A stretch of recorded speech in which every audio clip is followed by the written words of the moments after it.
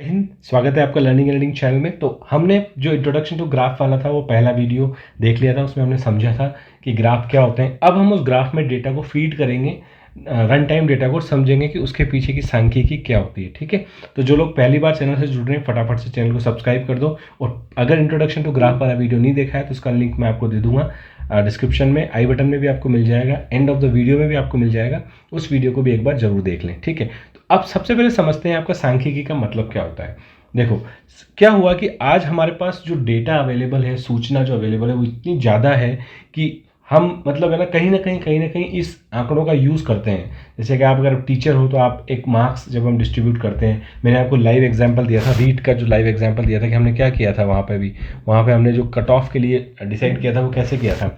Data इकट्ठा किया था कि कितने लोगों के मार्क्स कितने आ रहे हैं, उस हिसाब से हमने कट ऑफ को डिराइव किया था। तो आज क्या है कि इतना सारा डेटा है, लेकिन हमें ये भी देखना है कि उसमें से कितना डेटा इंपॉर्टेंट है। मैंने आपको बताया था कि कई बार डेटा इतना ज़्यादा हो जाता है कि आप उसको यूज़ ही गलत वे में आप उसको यूज़ करने लग जाते हो। तो हमें ध्यान रखना है कि हम उस डेटा से हमारी इच्छा अनुसार क्या अर्थपूर्ण आप उसमें से निकाल सकते हो, क्या एनालाइज कर सकते हो, ये बहुत इंपॉर्टेंट हो जाता है। ठीक है, तो इसी अगर डेफिनेशन की बात करूँ को, इसी अर्थपूर्ण सूचनाओं को उपलब्ध करने से संबंधित अध्ययन करने की गणित की एक शाखा को हम क्या कहते हैं, सांख्यिकी कहते हैं, जो होता है आपका स्टैटिस्टिक्स। मतलब आपने डेटा तो इकट्ठा कर लिया, उस डेटा में से इंपॉर्टेंट इंफॉर्मेशन आप डिराइव करो यूजिंग चार्ट्स, और उससे कुछ ना कुछ आप निकालो। जैसे हमने क्या किया था, उससे एक इंपॉर्टेंट इंफॉर्मेशन क्या निकाली थी, जो भी डेटा इकट्ठा किया था उससे निकाली थी हमने क्या, कट ऑफ। ठीक है, तो ये जो इन्फॉर्मेशन में निकाली है, ये है निकालने का जो पूरा प्रोसेस होता है मैथमेटिक्स के इस डिपार्टमेंट को या इस शाखा को हम कहते हैं क्या, स्टैट्स, सांख्यिकी। ठीक है, अब सबसे पहले समझते हैं collection and classification of data. ठीक है, आंकड़ों का संग्रह एवं वर्गीकरण। देखो, डेटा के कई तरीके का हो सकता है। फिर से एग्जांपल कट ऑफ वाला लेता हूं मैं, वैसे मैंने यहाँ पे एग्जांपल दिया हुआ है, छोटा एग्जांपल लेते हैं। कट ऑफ वाला एग्जांपल तो काफ़ी रियल टाइम था और काफ़ी बड़ा भी था। मानता हूँ कि मैंने 10 विद्यार्थियों द्वारा प्राप्त किए गए अंकों का मैंने एक डेटा लिया हुआ है। ठीक है, एनसीईआरटी बुक से ही अपन थ्योरी पढ़ रहे हैं और वहीं से हमने एग्जाम्पल पिकअप किए हैं। ठीक है, अब इसमें क्या है कि आपने छोटा डेटा है, कोई दिक्कत नहीं, समझते हैं कि डेटा को इंपॉर्टेंस कैसे निकालते हैं। अब मैंने क्या किया कि मैंने 10 विद्यार्थियों का डेटा इकट्ठा किया। ठीक है, गणित में मार्क्स आए, और अब मुझे इससे इंपॉर्टेंट इन्फॉर्मेशन निकालनी है। तो मुझे सबसे पहले तो क्या करना है, कलेक्ट करना है इस डेटा को। तो कलेक्ट करने का तो तरीका सिंपल सा है, आप सबसे मार्क्स पूछ लो अपने, या फिर आप एक सर्वे बना के कलेक्ट कर सकते हो मार्क्स। अब आपके पास डेटा आ चुका है। ठीक है, अब इसका क्लासिफिकेशन आप कैसे कर सकते हो। क्लासिफिकेशन मतलब, अब मेरे को इसमें क्लासिफिकेशन करने का एक तरीका ये है कि मैं इसको एक रेंज में बांट लूँ। मैं कह दूँ कि मुझे पता है कि 100 में से अगर ये मार्क्स हैं सारे, ये मार्क्स अगर मैं मानता हूँ कि 100 में से हैं, तो 60 मार्क्स जो होते हैं वो अच्छे होते हैं। तो मैं इसमें से एक क्लासिफिकेशन ये कर देता हूँ कि बताओ कितने लोगों के 60 से कम मार्क्स हैं। ठीक है, कितने लोगों के 60 से कम मार्क्स हैं। तो मैं यहाँ पे एक क्लासिफिकेशन कर देता हूँ कि कितने लोगों के 60 से कम मार्क्स हैं। मैं यहाँ पे लिख ही देता हूँ, एक मेरा क्लासिफिकेशन हो जाएगा 60 से कम। ठीक है, एक मेरा क्लासिफिकेशन हो जाएगा, मुझे लगता है कि 60 से 80, ये काफ़ी जो है एक क्लासिफिकेशन हो जाएगा। एक क्लासिफिकेशन मेरा हो जाएगा कि 80 प्लस किसके मार्क्स हैं, क्योंकि 80 के ऊपर मार्क्स मैं मानता हूँ कि बहुत अच्छे होते हैं। तो मेरे 3 ही क्लासिफिकेशन हो गए हैं। अब मैं इससे क्या कर सकता हूँ, मैं इसमें ड्राइव कर सकता हूँ। तो मैं काउंट करूँ 60 से कम तो कितने हैं, 1 2, 60 या 60 से कम, इसको इक्वल टू ही मान लूँ, तो 3 4 5, और 5 मार्क्स में 5 स्टूडेंट्स मेरे ऐसे हैं जिनके 60 या फिर 60 से कम मार्क्स हैं। ठीक है, एक तो मेरा क्लासिफिकेशन यही हो गया। ठीक है, उसके बाद मैं 60 से 80, तो देखोगे तो ये एक, ठीक है, उसके बाद 2 3 और 4 स्टूडेंट ऐसे हैं जिनके कितने हैं, 60 या 60 से अधिक मार्क्स हैं, 60 से 80 के बीच में मार्क्स हैं। और एक क्लासिफिकेशन मेरा इसमें हो जाएगा क्या, 80 प्लस। तो 80 प्लस तो मेरा एक ही स्टूडेंट है, 95 जिसके मार्क्स हैं, एक हो गया। अब मैंने क्या किया है यहाँ पे, अगर आप देखोगे इंपॉर्टेंटली, मैंने जो 10 स्टूडेंट थे उनको क्लासीफाई कर दिया है, 60 से कम वाले, 60 से 80 के बीच वाले और 80 प्लस वाले। अब मैं यहाँ से सीधा कह सकता हूँ, अगर मेरे से कभी कोई पूछा जाता है तो मैंने क्या किया, क्लासीफाइड क्या इन्फॉर्मेशन निकाली, मुझसे पूछा जाता है, तो मैं कह दूंगा कि एक स्टूडेंट ऐसा है जो 80 से ज़्यादा मार्क्स लेके आया है, 5 स्टूडेंट ऐसे हैं जिनके 60 से कम मार्क्स हैं। इन पे मुझे, अगर मैं कह दूं कि यार 5 स्टूडेंट तो काफ़ी है, इन पे मुझे मेहनत करनी पड़ेगी, इनको मुझे और पढ़ाना पड़ेगा और ध्यान देना पड़ेगा, ये आप इससे इन्फॉर्मेशन एक डिराइव कर सकते हो। ठीक है, तो ये एक एग्जाम्पल हो गया classification of data. Collection and classification of data, मतलब आंकड़ों का संग्रह कर लिया मैंने और उसको वर्गीकृत कर दिया। फिर अब आता है आंकड़ों का प्रस्तुतिकरण। हमने पढ़ा था इंट्रोडक्शन टू ग्राफ्स में कितने टाइप के ग्राफ होते हैं। अब हमें क्या करना है, जो आंकड़ा हमने लिया है उस आंकड़े को उनको एक फॉर्म में डिराइव करना है। क्यों डिराइव करना है? ग्राफ के फॉर्म में लिखना है ताकि उसको हम और अच्छी तरीके से रिप्रेजेंट कर सकें। इसमें तो क्या किया मैंने क्या किया, क्लासिफिकेशन कर लिया। अब मेरे को आंकड़ों का क्या करना है, प्रस्तुतिकरण करना है, यानी कि मेरे को उस आंकड़ों को एक ग्राफ के फॉर्म में दिखाना है। मैंने आपको 3-4 तरह के चार्ट बताए थे वहाँ पे, वही हम चार्ट एक बार फिर से यहाँ पे डिस्कस कर रहे हैं। एक होता है आपका बार चार्ट, एक आपका हिस्टोग्राम, एक आपका ये नया बारंबारता बहुभुज, ये एनसीईआरटी में दिया हुआ है इसलिए मैंने यहाँ पे पिकअप कर लिया, मैं आपको समझा दूंगा बारंबारता बहुभुज। एक यहाँ पे आपका जो मिस हो गया वो था आपका कौन सा, पाई चार्ट, ठीक है, वो कौन सा आपका पाई ग्राफ, ठीक है, जो मैंने आपको बताया था कि तुलनात्मक अध्ययन के लिए काम में आता है, यहाँ पे डिस्कस कर लेंगे। मैंने आपको बताया था कि इंडिपेंडेंट अगर इस तरीके के बार्स बन रहे हैं या फिर रेक्टेंगुलर ऐसे डायग्राम बन रहे हैं जहाँ इन दोनों के बीच में कनेक्शन नहीं है, ये आपका कौन सा कहलाता है, बार चार्ट, ठीक है। अगर कनेक्शन है, दोनों जुड़े हुए हैं, यानी कि ये डेटा क्या है, रेंज में बता रहा है, एक अंतराल में बता रहा है, तो ये मेरा क्या कहलाएगा, हिस्टोग्राम, ठीक है। और इसी में ही अगर मेरा रेंज में ही अगर मैं इस तरीके से जो हाईएस्ट पॉइंट होते हैं इनको ऐसे ज्वाइन करके इस तरीके का ग्राफ बना देता हूँ, ये कहीं ना कहीं मेरा जो है बहुभुज की तरह बन जाता है। ये एक तरीके से लाइन ग्राफ भी है, ठीक है, और ये मेरा क्या है, एक बारंबारता बहुभुज भी है, ठीक है, क्योंकि इसमें क्या हो रहा है, एक तरीके से बहुत सारी भुजाओं का ही एक तरीके से बहुभुज बन गया ना, काफ़ी एक शेप में, तो उस शेप की वजह से इसको बोलते हैं बहुभुज भी बोलते हैं। उसके बाद एक जो यहाँ पे नहीं है वो है आपका वही पाई चार्ट, जिसमें मैं क्या करता हूँ, इस तरीके से मैं तुलनात्मक अध्ययन करता हूँ और बताता हूँ कि ये वाला जो पार्ट है मेरा एक, मान लो ये है मेरा 50%, ये है मेरा 25%, ये है मेरा 25%। तो मैं इसमें क्या करता हूँ, इन तीनों स्लाइसेस जो हैं मेरे, इनको मैं तुलनात्मक अध्ययन के फॉर्म में लिखता हूँ। तो ये मेरा जो रिप्रेजेंटेशन कहलाता है, ये क्या कहलाता है, पाई चार्ट कहलाता है। पाई चार्ट कह दो, पाई ग्राफ कह दो, ठीक है। तो ये मेरा आंकड़ों का प्रस्तुतिकरण है, जो डिटेल में हमने वहाँ पे पढ़ लिया था, लेकिन मैं यहाँ भी आपको क्योंकि उसी फॉर्मेट में है तो उसमें पढ़ा दिया है, ठीक है। अब देखते हैं कि एग्जाम्पल कि आपको जो डेटा होता है उसको कैसे आप प्रस्तुतिकरण करते कैसे हो। सपोज मेरे पास, अब मैंने ये बड़ा ले लिया, 30 विद्यार्थी हैं जिनमें 100 अंकों में से प्राप्त किया गया अंक, जो मैंने आपको यहाँ पे एग्जाम्पल बताया था उसी को अब मैं रियल एग्जाम्पल बता रहा हूँ यहाँ पे, जो एनसीईआरटी से डिराइव किया है। देखो इसमें क्या होता है कि एक विद्यालय को 9वीं कक्षा में 30 विद्यार्थी 100 अंकों में से प्राप्त अंक किए हैं, ये मेरा डेटा है, ये 30 विद्यार्थियों का डेटा है।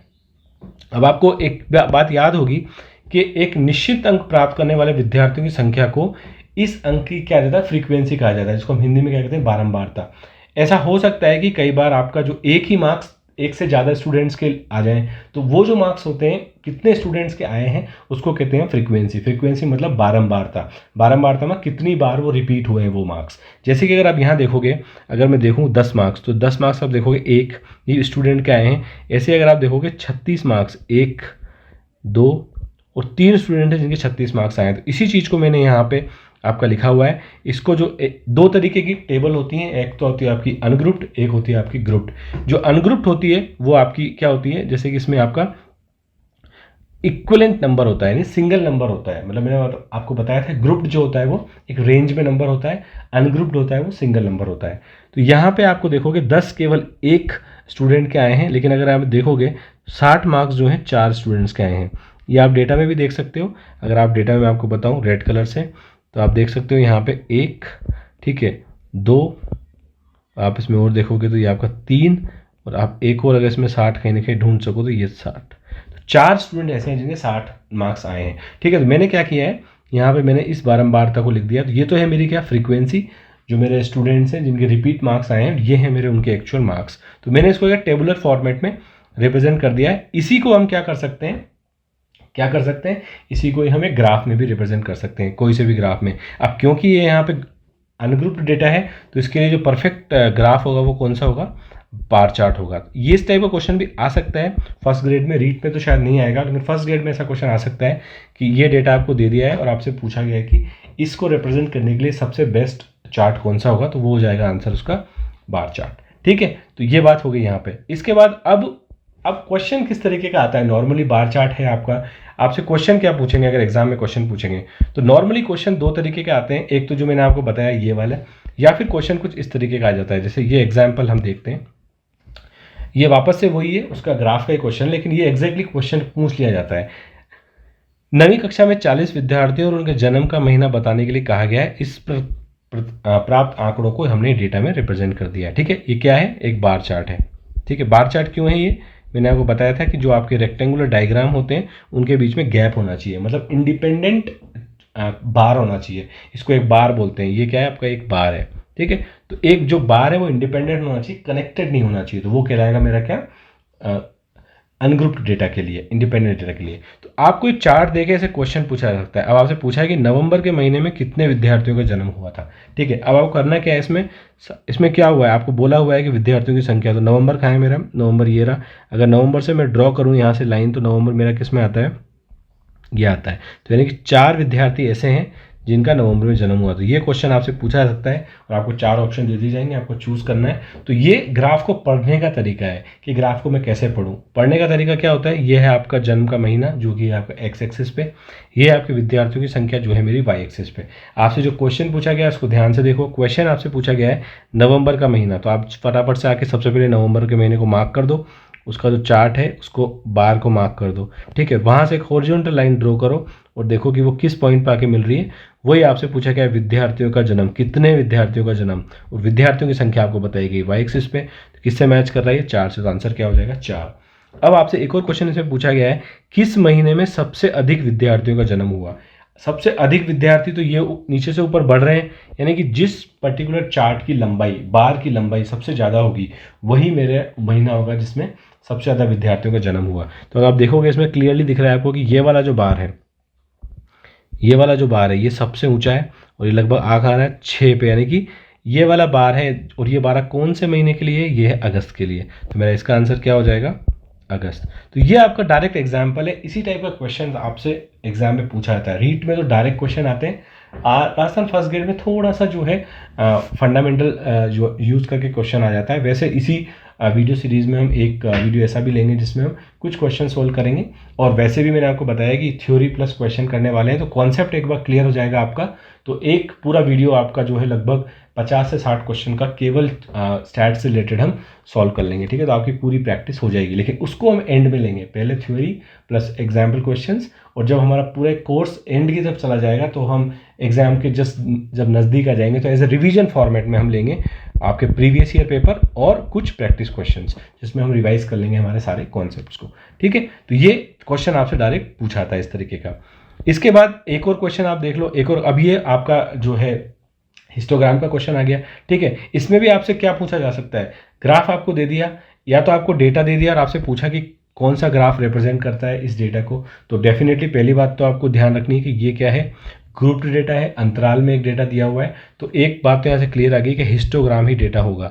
ठीक है, तो हिस्टोग्राम के अलावा अगर और कोई चार्ट है तो आप उसको तो डिलीट कर दो। नॉर्मली इसमें होता है कि एक ही चार्ट आंसर होगा, तो आपका हिस्टोग्राम वाला आंसर करेक्ट हो जाएगा। लेकिन आपसे इसमें क्वेश्चन बना के पूछ लिया छोटे चार्ट में से, आपसे भी ये पूछा कि बताओ, वैसे इसमें आपको डायरेक्ट दिया हुआ है कि 40.5 से 45.5 तक के वेट वाले कितने विद्यार्थी हैं। तो आंसर क्या हो जाएगा इसका, 15 हो जाएगा। ठीक है, बाई चांस आपको टेबल नहीं दी हुई है और आपको ये डेटा दिया हुआ है, तो आप देख लो कि 40 से 45 की रेंज कौन सी है, ये वाली है। इस वाले बार को रिप्रेजेंट करता है। इस वाले बार से अगर मैं हॉरिजॉन्टल लाइन ड्रॉ करूँगा तो कहाँ है ये, 14 और 16, 16 के बीच में मतलब 15। यहाँ से भी आप निकाल सकते हो। अगर आप केवल चार्ट दिया हुआ है, ये डेटा नहीं दिया हुआ है, तो भी आप डिराइव कर सकते हो कि आपका जो आंसर क्या होगा। ठीक है, तो यही टाइप के क्वेश्चंस होते हैं जो मेनली आपके स्टेट्स वाले जो टॉपिक होता है उसमें पूछे जाते हैं ग्राफ से रिलेटेड। ठीक है, अब आपका जो ये तो आपने निकाल लिया, ग्राफ आपको दिया हुआ है। लेकिन एक बार मैंने आपको बताया था प्रीवियस वीडियो वाले में कि हमने अभी तक जो किया है, क्या किया है, हमने डेटा को रिप्रेजेंट किया, रिप्रेजेंट करके हमने क्वेश्चन हमसे पूछा गया कि हमसे इस टाइप के क्वेश्चन पूछे गए और हमने उसका जवाब दे दिया। ठीक है, और हमने डेटा को रिप्रेजेंट भी कर दिया। लेकिन अब अगर डेटा बहुत हाई रेंज में चला जाएगा, जैसे मैंने आपको बताया था, अगर डेटा है आपका लगभग आप 10,000 टाइप के किसी डेटा को कर रहे हो, तो इससे अगर आपको कुछ इन्फॉर्मेशन डिराइव करनी है तो वो आपके होते हैं मेजर ऑफ सेंट्रल टेंडेंसी, मतलब केंद्रीय प्रवृत्ति के माप। यानी कि आपके कुछ प्रतिनिधि होने चाहिए इस आंकड़े पर, क्योंकि आंकड़े आपने ले लिए तो प्रश्न ये उठता है कि आंकड़ों को अर्थपूर्ण बनाने के लिए पूरे आंकड़ों को क्या पढूं मैं। अगर मेरे पास 10,000 डेटा है तो क्या मैं पूरे आंकड़ों को पढूं, या फिर मैं उसके कुछ प्रतिनिधि ले लूं, उसमें से कुछ ऐसी शॉर्ट टर्म इन्फॉर्मेशन डिराइव कर लूं जहां से उसको देख के मैं उस आंकड़े पे कमेंट कर सकता हूं।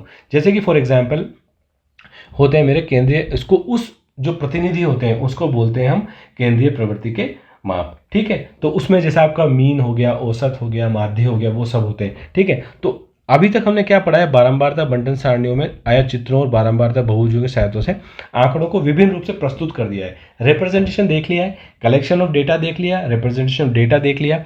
अब प्रश्न ये उठता है कि इन आंकड़ों को हमको समझना है, इसमें से डिराइव करनी है। तो इन आंकड़ों के कुछ प्रतिनिधि लेकर इनके महत्वपूर्ण अभिलक्षणों को पता लगाया जा सकता है। मतलब उस डेटा पे मैं कमेंट कर सकता हूँ कि हाँ ये डेटा थोड़ा सा इस तरीके का है, तो वो प्रतिनिधि हमको ये डायरेक्शन देते हैं। ठीक है, इन्हीं प्रतिनिधि को बोलते हैं केंद्रीय प्रवृत्ति के माप, और इनकी सहायता से ऐसा किया जा सकता है। और ये आपके जो केंद्रीय प्रवृत्ति के माप होते हैं कुछ नहीं है, ये होते हैं मीन, मीडियन और मोड। ठीक है, तो ये आपका फिर से एक डिफरेंट टॉपिक का क्वेश्चन बनता है, और लगभग आपका एक क्वेश्चन या दो भी आ सकते हैं। डेफिनेटली आपको आते हैं, तो आपको बहुत ढंग से समझ लेना है इसको, ताकि आप वो क्वेश्चन कभी भी गलत नहीं करो। तो ये वाला टॉपिक हम डिस्कस करेंगे नेक्स्ट वीडियो में। ठीक है, तो जो लोग अभी तक चैनल से को सब्सक्राइब नहीं किया है, फटाफट चैनल को सब्सक्राइब कर लो। ये होने वाला है टॉपिक बहुत इंटरेस्टिंग, क्योंकि इस टॉपिक में मैं आपको वो सारी चीज़ें बता दूंगा जो आपके क्वेश्चंस डायरेक्ट पूछे जाते हैं आपको सिलेक्शन पॉइंट ऑफ व्यू के लिए। ठीक है, देखो हमारा इस पर्टिकुलर वीडियो का मकसद डेटा एनालिसिस करना तो नहीं है, लेकिन मैं ये भी चाहता हूँ कि आप समझें, और जब आप कल से टीचर बनेंगे, फाइनली जब आप स्कूल में जाएंगे, तो आपको बहुत सारे स्टूडेंट के मार्क्स, डेटा, इन सबको एनालाइज वाकई में करना पड़ेगा। तो आप वहाँ भी अपना इस वीडियो को वहाँ भी यूज़ कर सकते हैं। लेकिन ये जो टॉपिक होगा अभी जो हमने पढ़ा है वो तो सब आपका काम आएगा डेटा एनालिसिस में। ठीक है, और ये जो हम पढ़ने वाले हैं डायरेक्ट आपके क्वेश्चन आते हैं एग्जाम में, सीधा क्वेश्चन आता है। अगर आपने ढंग से समझ लिया तो आप विद इन 15 to 20 सेकेंड्स में क्वेश्चन को करके आगे बढ़ जाओगे, और फुल मार्क्स आपको मिलने वाले हैं, क्योंकि इसमें आप सॉल्व करोगे चीज़ों को, और मैं जो चीज़ें बताऊंगा आपको जिस तरीके से आपका क्वेश्चन गलत हो ही नहीं सकता। ठीक है, तो ये पढ़ेंगे नेक्स्ट वीडियो में। ठीक है, तो इस वीडियो में फिलहाल इतना ही। मुझे दीजिए इजाज़त। धन्यवाद। जय हिंद,